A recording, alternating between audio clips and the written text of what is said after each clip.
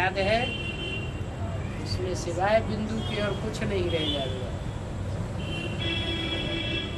बिंदु और बिंदु का आधार। बिंदु कहाँ बैठा हुआ है? किसी को याद किया जाता है, मान लो बाप बच्चे को याद करेगा, माँ बच्चे को याद करेगी, तो कोई स्थान पर तो याद करेगी। लंदन में याद करेगी, बच्चा लंदन में बैठा हुआ है, तो लंदन का स्थान तो याद आवेगा ना। तो स्थान का भी आधार हो गया।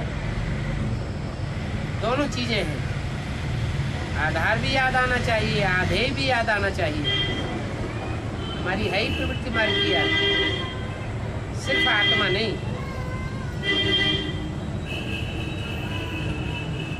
किसी आत्मा को भी हम याद करते हैं तो पहले आत्मा याद आती है, या जिस 5 तत्वों के चोले में आत्मा बैठी हुई है वो चोला पहले याद आता है?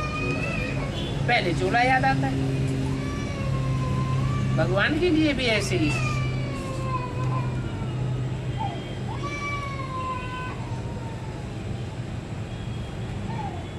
जैसे जैसे हम निराकारी बनते जाएंगे, वो निराकारी स्टेज जल्दी पकड़ते जाएंगे, परंतु पहले पहले तो आधार चाहिए ही चाहिए।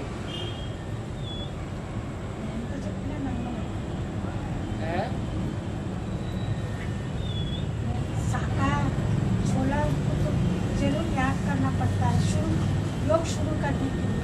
शुरू नहीं, अंत तक भी। हाँ। अगर निराकारी स्टेज में ही स्थिर हो गए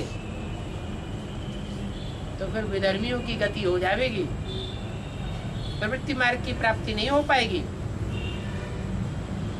बच्चे को प्राप्ति माँ और बाप दोनों से होती है, या सिर्फ माँ से होती है, या बाप से होती है? दोनों से होती है। स्यो है